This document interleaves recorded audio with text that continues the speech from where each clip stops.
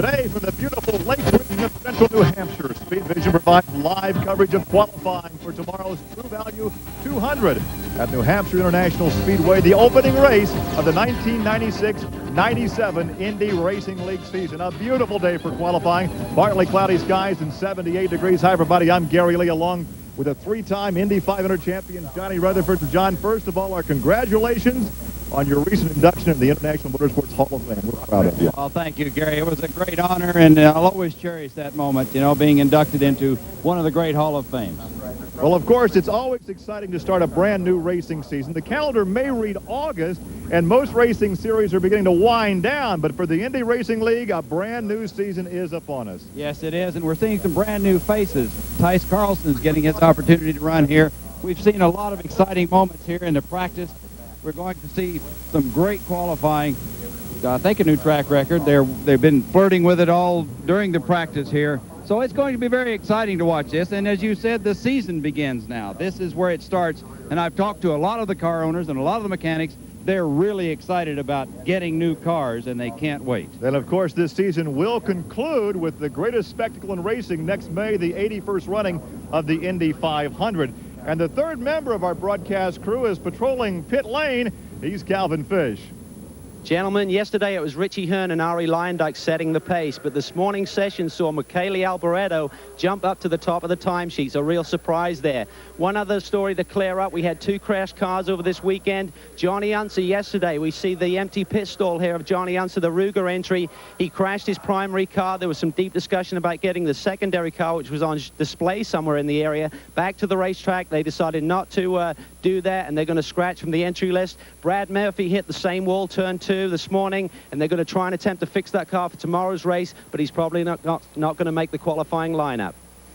Well, John, let's take a look at the racetrack. Just over 1 mile in length. The turn's very long, and the straightaway is very long. The turn's very tight, and the turns are banked some 12 degrees. But this racetrack this time around represents a very unique challenge, because after the NASCAR Winston Cup race earlier this season, the inside of all 4 turns were resurfaced. There's some patching work down there, and that has made for a very slick area on the track and a real challenge. We can take a look right there at the difference in the surface, and the drivers are complaining about how slick this area is and how difficult it is to keep the car tight in the corner. Yes, it is. It's right down on the bottom. The stock cars literally rutted the racetrack when they ran here in the Winston Cup race. They chose to cut all of the bad paving out that had been destroyed or damaged during the stock car race. They replaced it with new paving, some polymer paving that has cured, but it's very slippery, and it doesn't have any rubber on it. Now, we've had some running here, but not enough. I noticed some of the cars are able to move down. If you set your car up to run on that slick part, you can run anywhere. But if you're outside, you can't come down. So it's going to be interesting to see the different lines and who does what and how they attack this particular problem. Of course, they can qualify on the track as it is, but once the race begins tomorrow, there is some concern about passing on the inside. A car could wash out, slide up into somebody else. So I think we'll see, as you indicated earlier, a lot of passing on the high side tomorrow. So right now, Speedvision brings you live coverage of the qualifying that will commence momentarily here at New Hampshire International Speedway. Gary Lee along with Johnny Rutherford and Calvin Fish as we come to you live from Loudon, New Hampshire, as we prepare to qualify for tomorrow's True Value 200. And, of course, coming up in September, the second stop of the Indy Racing League season. We're going to be in Las Vegas taking in some of the sights. But look at the brand new jewel out there, Johnny Rutherford. Beautiful racetrack. I was there for the testing in June, the end of June. The racetrack is really very, very smooth. They've done a good job with the racing surface. The cars were going very fast, 122 miles an hour on a 1.5-mile D-shaped racetrack. A lot of amenities, the grandstands, the suites, and there's a lot to be done, but it's going to be really magnificent when it's finished. And, of course, we'll be there for live qualifying coverage on September 14th with the race on September 15th. We look forward to the second stop on the road to the 1997 Indianapolis 500. Well, a couple of drivers actually found some additional speed in morning session, and the fastest driver in that session is standing by with Calvin Fish. morning's practice session was the form of Michele Alboreto. Michele, a veteran of Formula One racing, obviously a big learning curve on these ovals, but you seem very comfortable here at New Hampshire. Yes, Michele is quite well balanced. We're working hard to prepare the car for the race, and he's also quick in the qualification setup. So I'm confident I would like to repeat the time of this morning. From a team's perspective, how much time do you allocate towards the qualifying setup? Obviously, everyone likes to be on the front row, but obviously the race is more important. Yes, especially here because there is two teeny corners, so we use a lot of tires, and the right balance can give you a lot of advantage during the race. But starting in the front is always something good, so we will try. Okay, well, Michele's certainly shown the form this weekend. Let's see if he can reproduce it in qualifying here today. Well, his fast lap this morning was 173.3. That was up some 2 miles an hour over yesterday, and he was one of the few drivers, John, that really found some extra speed. The overall speeds actually dropped off today, and that was very curious because we did have a practice session early this morning with the NASCAR modified, so the track changed a little bit, but most of the guys actually fell off 2 or 3 miles an hour. Well, they did, and that happens every now and then. You know, you get a situation where the guys work in practice and develop their setups for the track, and then something will change, either the temperature, maybe we had the little shower that occurred might have washed some of the rubber off that had been laid down and changed their setup. So it's going to be interesting to see who does and who doesn't in this qualifying session. Well, we are about to go qualifying here as they're lining the cars up in the order they'll go out. Roberto Guerrero should be the first to qualify, shooting for a track record of 177.436.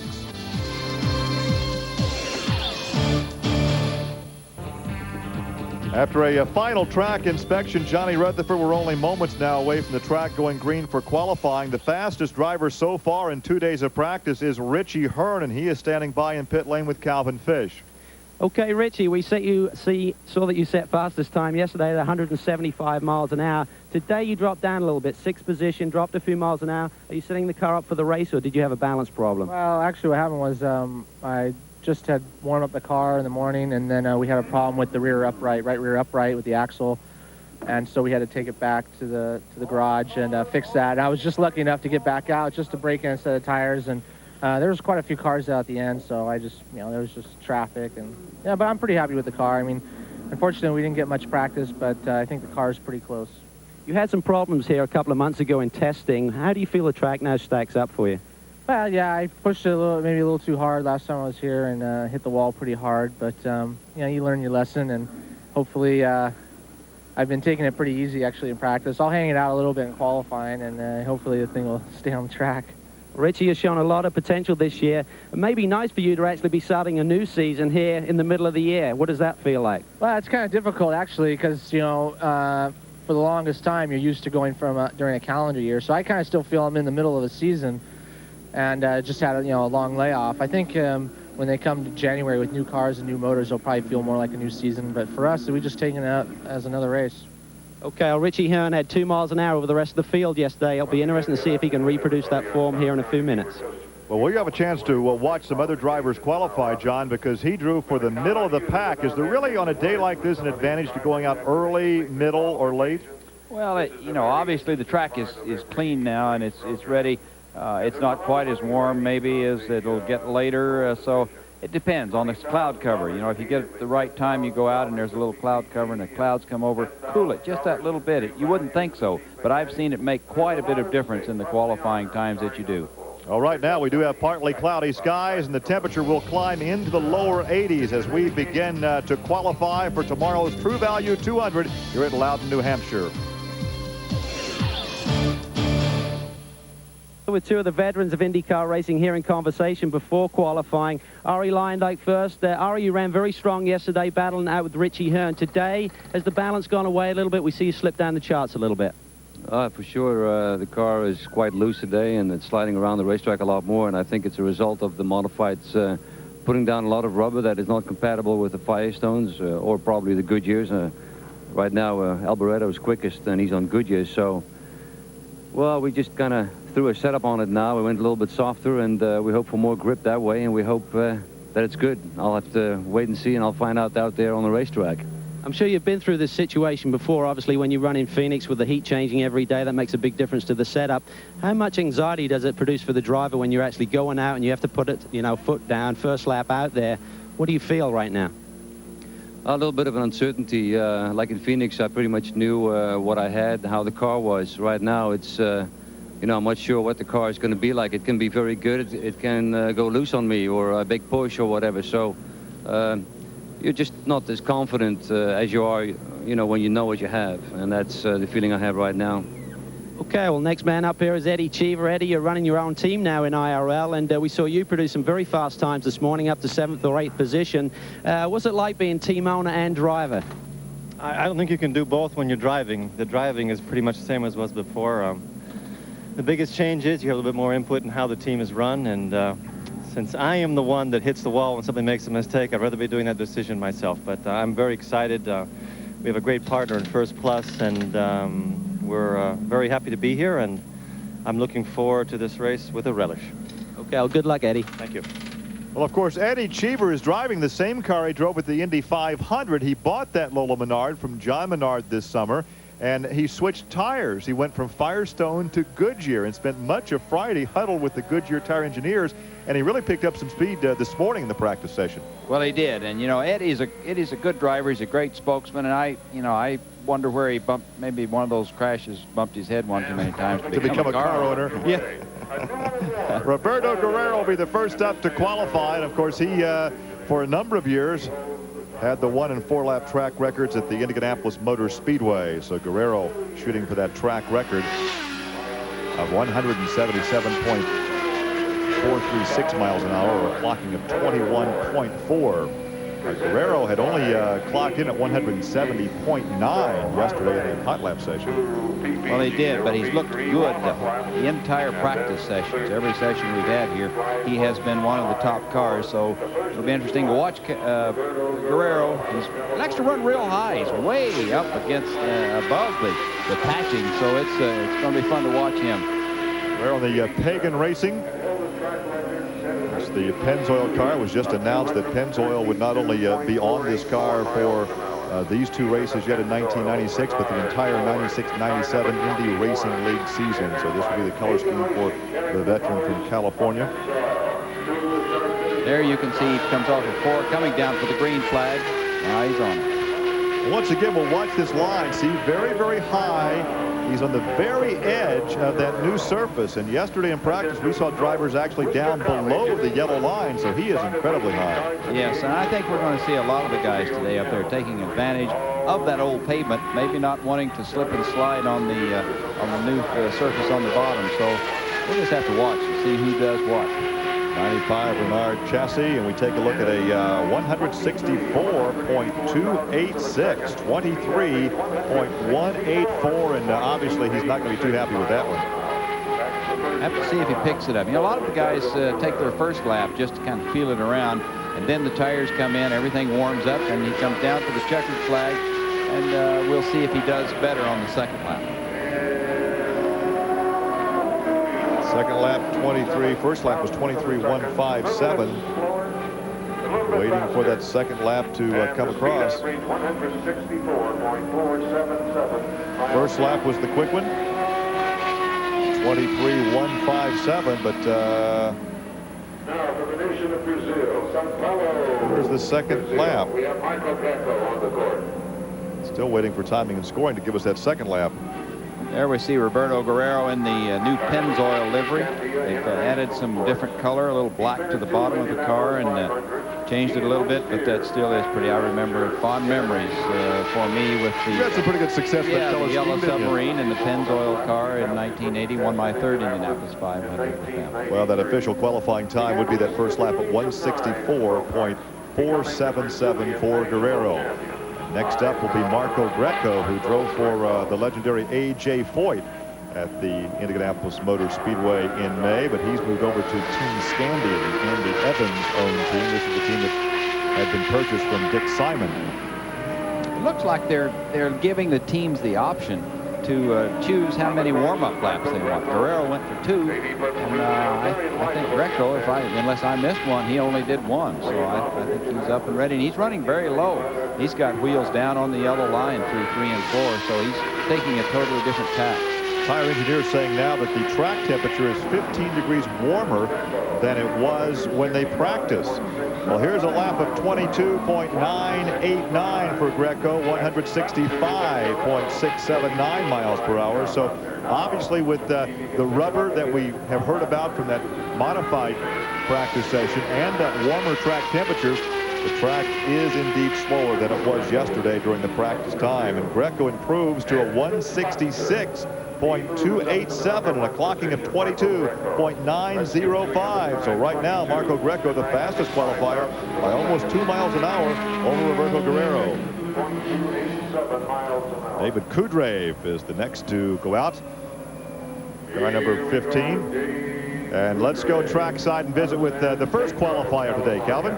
Well, I'm here with Roberto Guerrero, and a little disappointing, Roberto. We saw you top the timesheets on Thursday, and you've dropped about 3/4 of a second since that as the temperatures have increased. Well, I don't think it's just the temperatures. I mean, I think we got a little bit lost with the car, and there may be something more strange, like with the engine or something, because the handling didn't feel all that bad as how slow the speeds were. So we're going to go change the engine and go over everything, and hopefully we'll get it a little better for tomorrow. You obviously got to be pleased with Pennzoil increasing their backing with you for the full season. Yeah, that's we're very, very happy with that, and that's what we were really hoping to give them a good finish this time, which is definitely not over. I think if we get the car working well in the race, it doesn't really matter where you start. Okay, good luck tomorrow. Thank you. David Kudrave on the track right now, the 93 Lola. He did not run at the Indianapolis Motor Speedway. He was a 20th at Orlando and a 10th at Phoenix. This is the Bill Tempero Racing Organization fielding this car for him as he completes the first lap. First lap is a 149.906, a 25.408 clocking. Yeah, they've been having problems with that car. They've struggled with it. They had some electronic problems, and then they called David in. He's taking the car out. He's got some experience, so he takes the checkered flag, and I'm sure he's not really happy with that qualifying. 25.246, the second lap faster, 150.867 miles an hour. So Gregoire, Stefan Gregoire will be up next in car number 22, another of the Team Scandia entries. He has switched teams as a brand new season begins. He had been with Himmelgarn Racing at the Indianapolis Motor Speedway last May. Once again, the fastest qualifier so far is Marco GRECO at 166.287. His teammate on the track right now in car number 22, Stefan Gregoire, the Frenchman who now resides in Indianapolis. He's taking that high line, Gary. He's another one that wants to stay up above that new patching they put in. And he's way above it right there now. He kind of pulls down off before, but he stays up there because it may feel a little better to him. The green flag now for the driver who finished 13th overall in the point standings in the inaugural Indy Racing League season. Driving for Andy Evans and Team Scandia. He's one of those young drivers. He's from France, and he has the ability to jump in a car and immediately go quick. And that's a rarity.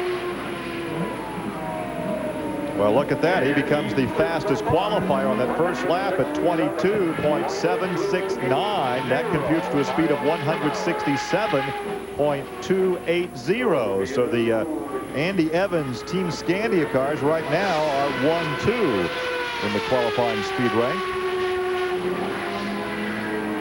Let's check that second lap at 22.628.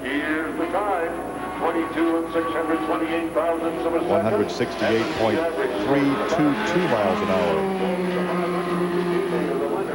So that will be the fastest qualifier so far, and we will look to the only rookie that we have out here this weekend attempting to qualify for his first Indy Racing League event. That would be Tice Carlson. John, of course, you were here on Wednesday for a rookie orientation program, but only one driver was able to make it through. Tim Conley, the NASCAR modified veteran, but did not have a ride for this weekend. That is number 27, Guthrie. So Tice Carlson has elected not to go out to qualify, and Jim Guthrie is on the racetrack. Tice Carlson told me this morning that they had an engine problem, so I think they're caught back in the garage changing engines, and they may go at the end of the line, or they may choose to start on the back of the field tomorrow. So it's that's unfortunate for Tice. Here's Jim Guthrie on the racetrack now, taking his warm-up laps in car number 27 out of Albuquerque, New Mexico. The Team Blueprint racing entry, a 93 Lola with the Menard engine, which obviously is the old Buick that has been reworked by John Menard and his staff. Yes, it has, and this car changes color every race, so it's been really hard to keep up with them. It's an attractive paint job on the car now, though, and but very colorful, a little different. But the car has come from solid yellow to many different hues. And the first lap for Jim Guthrie at 23.629. That's a speed of 161.192. So several factors are giving us the slower speeds in qualifying. The track as far as the slick inside patchwork, and of course a hotter track as well. And that second lap at 23.220 and a speed of 164.031. He'd be the fourth fastest qualifier of the 5 that we've seen so far. Up next in the qualifying order should be Mark Dismore, as we're watching Guthrie, and apparently Mark's not going to go out, and Buddy Lazier may be the next to go out. Buddy, of course, the winner of the Indianapolis 500. What a gutsy drive that was back in May, John, with that badly broken back. He sustained that practice crash at Phoenix. And let's go back to the pit lane and Stefan Gregoire with Calvin. Okay, our current pole sitter, Stefan Gregoire, in the Scandia Racing entry, 168 miles an hour. How was the run? The run was not bad. I missed my first lap. I had a big push in turn 1, so I was a little bit scary, you know. And the car was better for the second lap, and I did my best. I think I could go a little bit faster, but I didn't want to take a big risk, you know. The most important for us is the race tomorrow. Okay, Scandia Racing certainly seem to have their act together. We saw Michele Alboreto quickest this morning, and right now they also sit on the pole with Stefan Gregoire. Looking now for the first lap time for Buddy Lazier, and there it is, the quick time so far, 172.664 miles an hour. That is the fastest he has been all weekend, John. They had some gremlins with the electrical system yesterday in that Ford Cosworth power plant, and I think his quick lap was 169 in practice this morning. Let's see if he can better that on this second circuit. First lap was 22.059 for Lazier. Slowed down the second lap to a 22.402, a 170.021. So that first lap was the fast one for Buddy Lazier, 172.664. But John, with all the problems they've had this weekend, they have to be happy with that one. Well, they do, for sure. You know, and it's time. You know, there's guys that can go out and qualify, and there's guys that can go out and qualify. And I think Buddy's one of those that, you know, he knew it was time. He had to get it together, and they've obviously worked on the car, and he made up a little difference. Now on the track is Robbie Buell in car number 54 as he is out warming up. ROBERTO LUYENDYK has been the fastest qualifier for the last 2 races. And if memory serves me correctly, wasn't Lazier the fastest at Orlando back in January? Yes, he was. He sat on the pole there, so, you know, they're keeping it in the camp, I guess, so to speak. Of course, we're yet to see what ARIE LUYENDYK may be able to produce as Robbie Buell is on the track and takes the green flag in car number 54. Car 54, where are you? That's the original Coors Beck Motorsports, 94 Lola. Beck Motorsports in Indianapolis. Well, we know where car 54 is. He's in turn 3 right now, once again using a very high line. It's interesting. We've seen both. You know, guys keeping their wheel right down on the yellow line on the inside, on the new pavement with all 4 wheels, and some of the guys running way up high like this. So, yeah, it's interesting. Bill's first lap at 22.962. That computes to 165.874 miles per hour. And the checkered flag is out as he completes lap number 2. See if he can pick that speed up just a bit.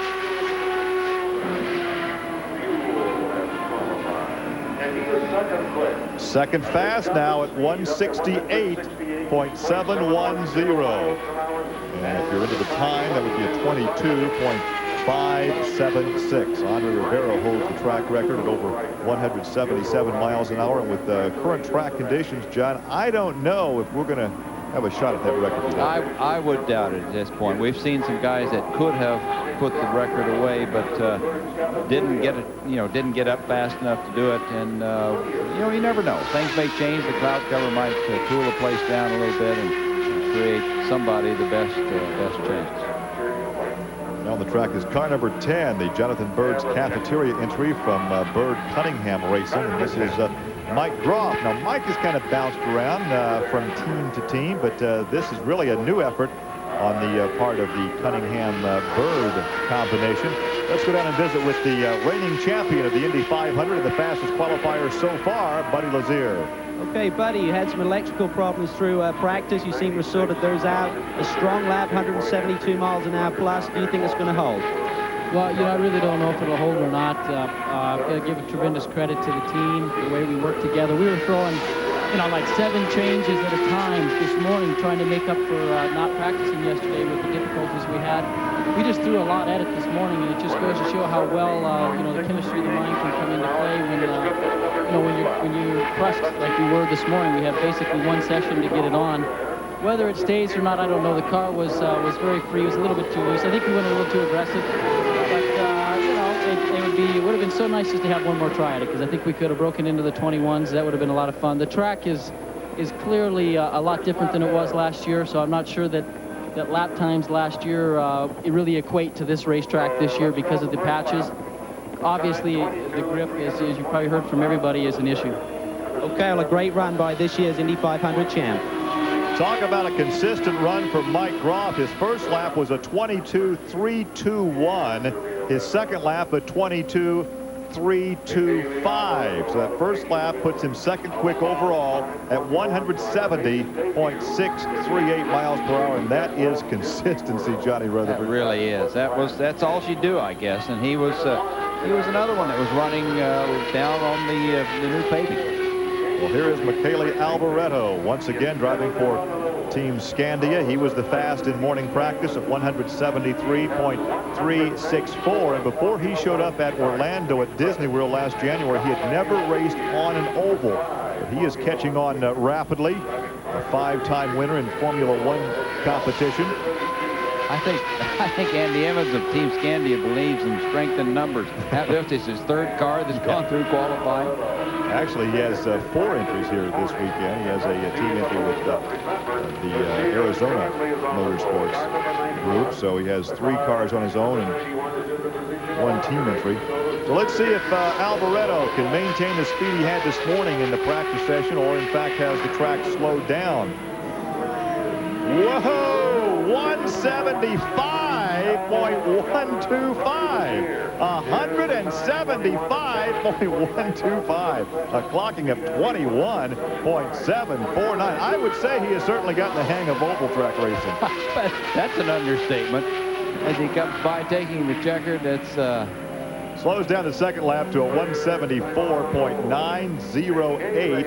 The clocking was 21.776. But wow, 175.125. And that is 2 miles an hour faster than what he practiced this morning. Let's go back to the pit lane, Calvin. Mike Groff came off the track second quickest. Michele now bumps you to 3rd. New team for this year, Mike. How's the car running this weekend? Well, we're kind of sneaking up on things right now. We've struggled a little bit in practice, but we made some changes going into qualifying, and we got the Jonathan Byrd cafeteria car going pretty well today. We're going to use this afternoon session to try to get a little more speed out of the car, and hopefully we'll be solid for tomorrow in the race. Okay, well, a strong run by Mike Groff here today. And I would say a strong run for Alboreto. In fact, on his 1 warm-up lap, he was 165. He picked up 10 miles an hour on that first qualifying lap. Would you say he's a quick study? I You know, guess. this guy came over here and he's run, what, 4 races now? And it's incredible. He's just picked up on it, but he's very, very smooth. Talk about a quick study. Here is Tony Stewart out of Rushville, Indiana. He calls Rushville home. Actually, he lives in the west side of Indianapolis. But Tony Stewart was the Rookie of the Year at the Indianapolis Motor Speedway. And, John, he is the only driver to have led all 3 of our Indy Racing League events so far. In fact, here is a guy that since Indy has raced a Mini Cup, a TQ, he's won in TQs, won in sprint car, won in a midget last Wednesday night at Indianapolis Raceway Park, drove a Busch Grand National race, and a super truck race.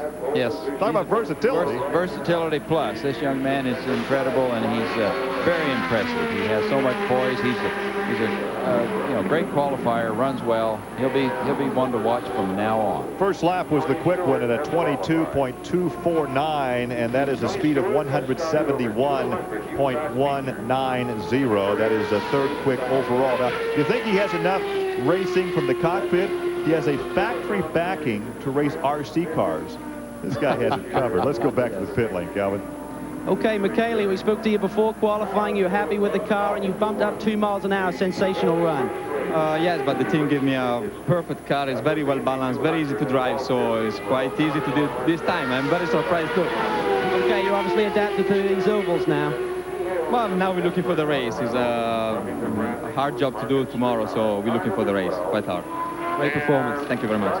And as we watch Buzz Calkins in the Bradley Motorsports number 12, now notice he's using a lot more racetrack, much lower on the track, right down along that inside yellow. Here is your co-champion of the inaugural season of the Indy Racing League. Buzz, of course, shared that with Scott Sharp. And he was so impressive at Walt Disney World when he won that race just by about a second over Tony Stewart. It was a great show by the newcomers to IndyCar racing. It really was. This young man has another one that has a lot of poise. He's very quiet. He goes out and does what he does best on the racetrack. And he's an impressive young man. And I think we're going to hear a lot out of Buzz Calkins in the future. Calkins turns in a 22.464, and that's a speed of 169.551. He had been in the 171 bracket in practice, so he's dropped off just a bit. But yet he's the driver that's using the most racetrack out there, John. Well, he was running down low, and that tells me that he's ready to go racing. You know, that's the way Ken Anderson with that team and their engineers think. They want to be able to have the best opportunity, use up whatever they've got at their disposal, and if he runs on the bottom, that means he can use the whole racetrack. Well, right now he is the 5th fastest overall with that second lap time of 22.427. and his speed 169.831. So Buzz Calkins has qualifying as we're coming to you live from New Hampshire International Speedway.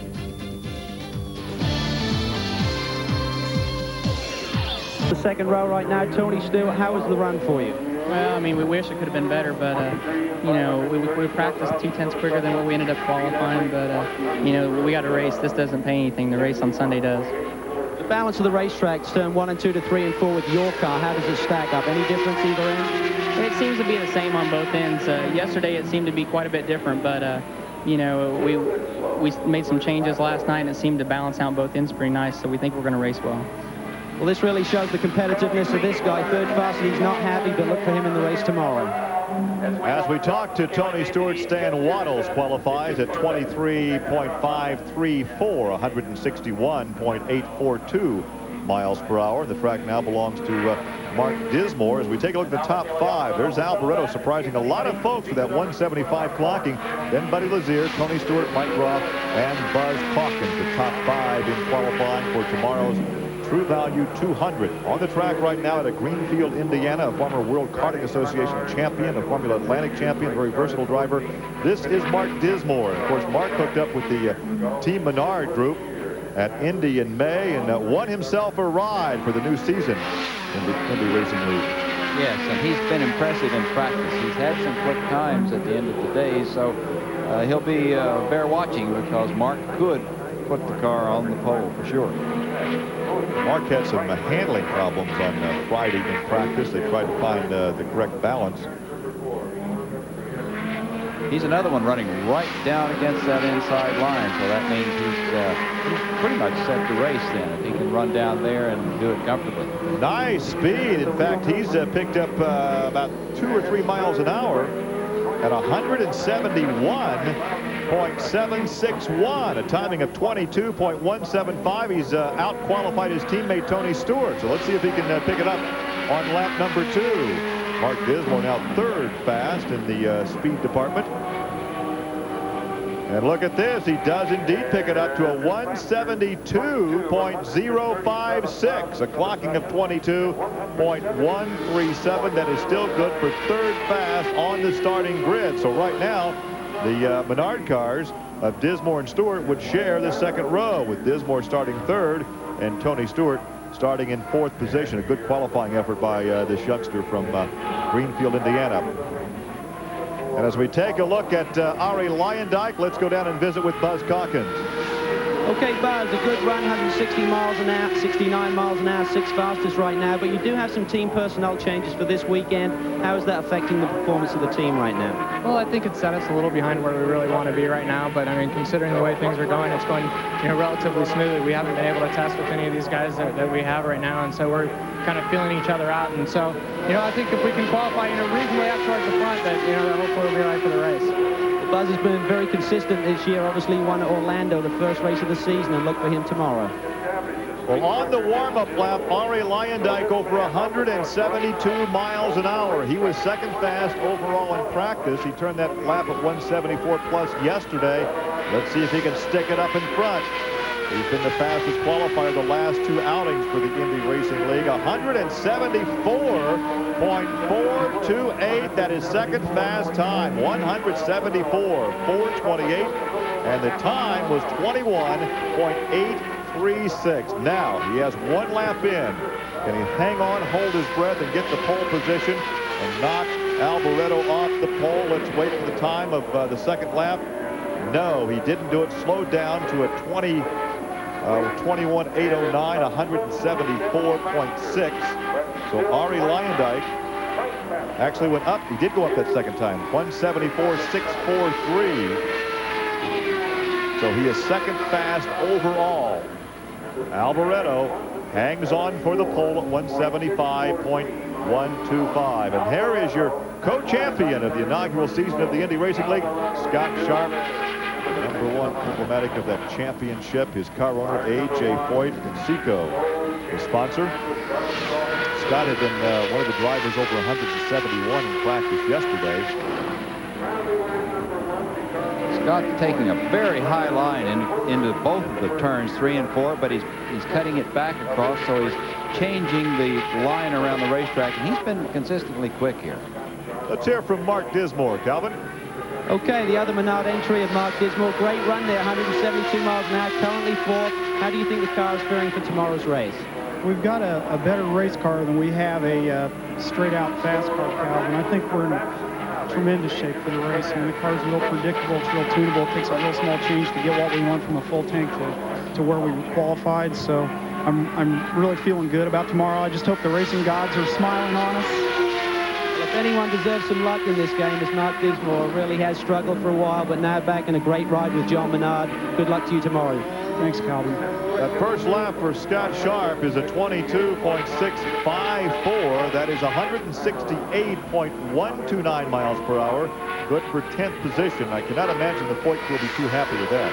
Well, that's the way things happen at these racetracks. You know, you'll have a good practice and get, the car set up right, and then suddenly, bang, something will change. Second lap was quicker at 22.555 for a 168.867, and that is good for 8th starting position. As we say in racing, that's better than 9th. And it's not where you start, it's where you finish. That's it.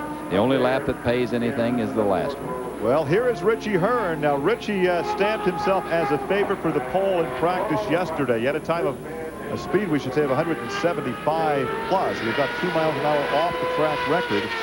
Well, let's see how much racetrack he uses now as he goes down near that new circuit. Yeah, he uses a lot of racetrack. Yeah, he's coming right down to the bottom, and I think you find that the guys that are going fast have been doing that. It's That's the shortest way around the racetrack, if you think about it, right down on the pole.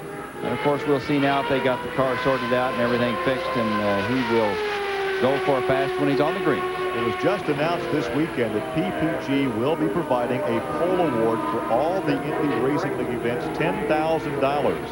$10,000 to the pole man. And his warm-up lap, John, was 175.2. Yes, I think we're going to see the pole setter here. He's got the car like he wants it. Let's see if he can knock Alboreto off the pole. He does so, 175.286. 21.729. Alboreto's time was 21.749. Close, huh?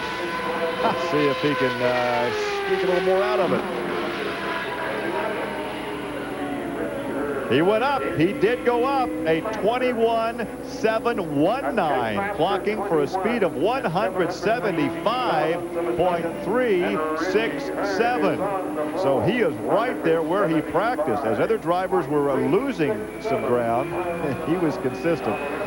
Let's go back to the pit lane. Here's Arie Luyendyk. Okay, Arie, you made some changes to the setup. They obviously work quite well. Currently third on the grid. Yeah, just too much understeer.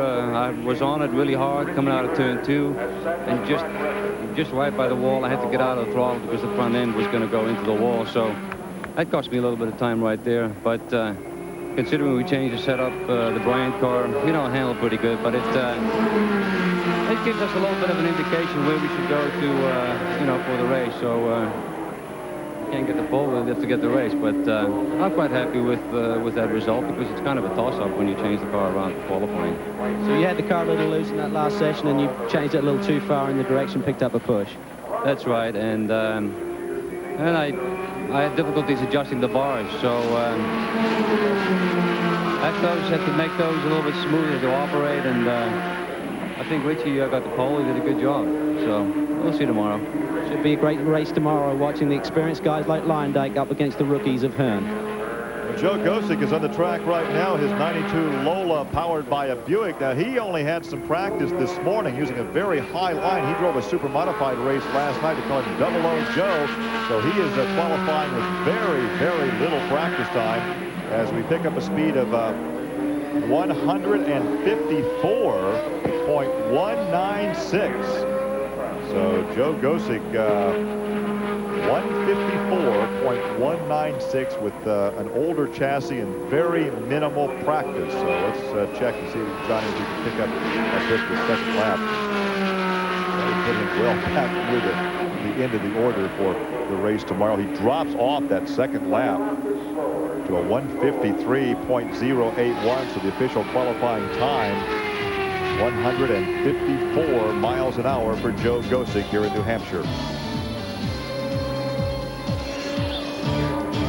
Live on Speedvision from New Hampshire International Speedway. John Paul Jr. is on the track right now as Alessio Salazar has just qualified for the 6th starting position at 171.197. But let's go back trackside with Calvin Fish. And the man on the pole right now, the youngster Richie Hearn, a great run exceeding 175 miles an hour. How was it out there? Well, it was actually pretty slick for me. I had a pretty big push in both turns, and unfortunately we had a problem in practice this morning, so I pretty much had to run the setup that I ended up with yesterday. But an inch is as good as a mile, and you know, whatever works, it's good for me. Well, today we had the announcement of the PPG pole winner award of $10,000. Any added incentive there? Well, they did tell me about that, right? I was in the car right about when I was about to go out, but it's not something you think about when you're out there, but hey, I'll take it. Great run. Thank you very much. John Paul Jr. on the track now in a clocking of 22.482, a speed of 169.416 miles an hour, and that is good enough for 10th starting position for car number 18 from West Palm Beach, Florida, John Paul Jr. in the BDM Racing 93 Lola Menard. John Paul has been one of those guys that he works with the rookies with me and letting them run their car, their backup car, as a test car, and he's an interesting young man. He's got a great deal of talent. I think he's going to be one of those guys that when they get the equipment right for him, he's going to be a winner. He's a good race driver. He is a very good race driver. He very drives versatile anything race driver. too. Well, once again, your fastest time turned in by Richie Hearn with a speed of 175.367. And there's a look at John Paul Jr. back in the pit lane as we have on the track right now Davey Hamilton in the A.J. Foyt entry, the black and orange number 14.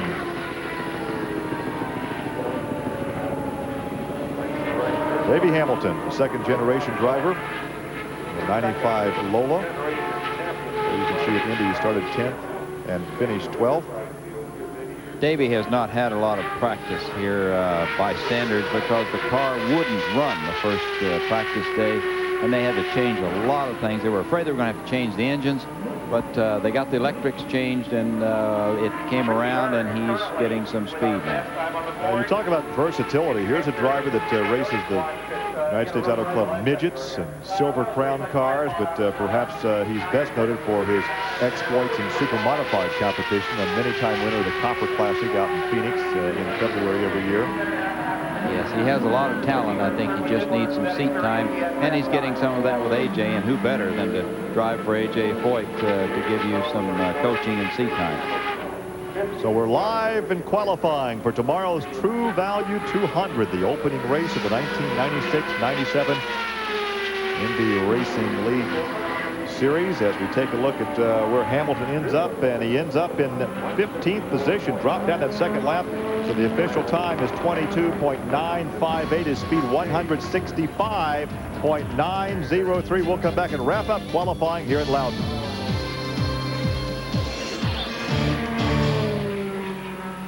About to make a debut as a car owner as he bought this Lola Menard from John Menard earlier this year. 170, that's the fastest he's been so far, 170.852, a clocking of 22.293 in the Lola Menard. So he gets it up for qualifying. Owner driver, Eddie Cheever. Has a ring to it. Has a ring to it. As he completes his run, and he drops off just a bit that second lap to 22.326, a speed of 170.599. So Eddie Cheever drops into the 8th starting position at 22.293, a speed of 170.852. We'll come right back and wrap it all up here in Loudon, New Hampshire.